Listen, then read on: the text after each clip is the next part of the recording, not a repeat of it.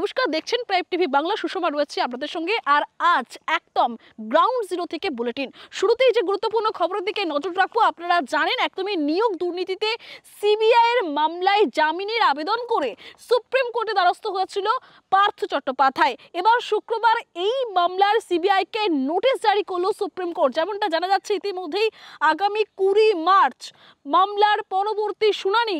কেন পার্থকে এখনো হেফাজতে রাখা হয়েছে তা পরবর্তী শুনানিতে জানাতে হবে সিবিআইকে। নির্দেশ বিচারপতি সূর্যকান্ত ও বিচারপতি এন কোটেশ্বর সিঙ্গেল বেঞ্চের।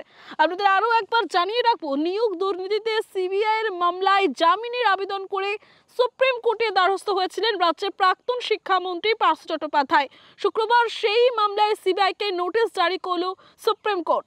এনে বিস্তারিত কথা বলবো। টেলিফোন লাইনে আমাদের প্রতিনিধি রয়েছে রিমিক। যেমনটা জানা যাচ্ছে, নিয়োগ দুর্নীতিতে সিবিআই এর যে মামলায় জামিনের আবেদন করে সুপ্রিম কোর্টের দ্বারস্থ হয়েছিল রাজ্যের প্রাক্তন শিক্ষামন্ত্রী পার্থ চট্টোপাধ্যায়, এই বিষয়ে কি আপডেট আছে এখনো অবধি জানা যাচ্ছে? বিস্তারিত জানাও। একদমই যে পার্থ চট্টোপাধ্যায়কে জামিনের আবেদন করে নিয়োগ দুর্নীতি মামলায় জামিনের আবেদন করে সুপ্রিম কোর্টের দ্বারস্থ হয়েছিলেন গত 14 তারিখ।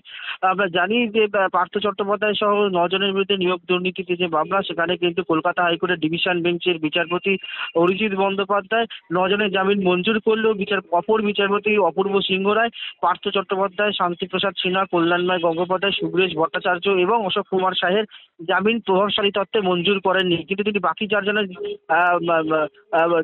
জামিন মঞ্জুর করেছিলেন।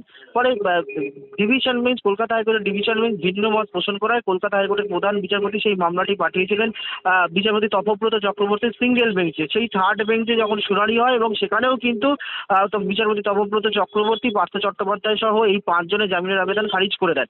তারপরে এই কলকাতা হাইকোর্টের এই রায়কে চ্যালেঞ্জ করেই গত 14 ফেব্রুয়ারি সুপ্রিম কোর্টের দ্বারস্থ হয়েছিলেন পার্থ চট্টোপাধ্যায় এবং বিচারপতি সূর্যকান্ত এবং বিচারপতি কোটেশ্বর সিংয়ের বেঞ্চে কিন্তু আজকে এই মামলার শুনানি হয় এবং সেখানেই কিন্তু সিবিআই কে নোটিশ জারি করলো সুপ্রিম কোর্ট। এবং আগামী যে 20 তারিখ 20 মার্চ এই মামলার শুনানি রয়েছে, সেখানে কিন্তু সিবিআই কে জানাতে হবে যে কেন পার্থ চট্টোপাধ্যায়কে এখনো হেফাজতে রেখে দেওয়া হয়েছে।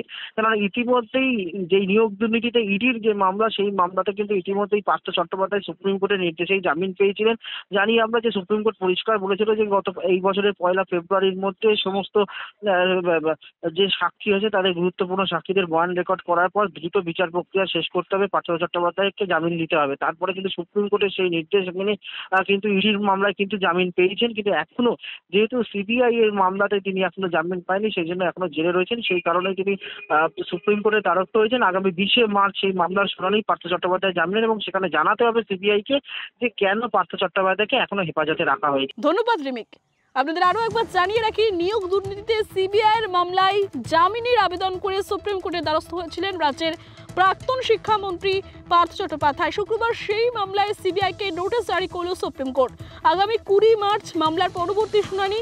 কেন পার্থকে এখনো হেফাজতে রাখা হয়েছে তা পরবর্তী শুনানিতে জানাতে হবে সিবিআইকে। নির্দেশ বিচারপতি সূর্যকান্ত এবং বিচারপতি এন কোটেশ্বরের সিঙ্গেল বেঞ্চের।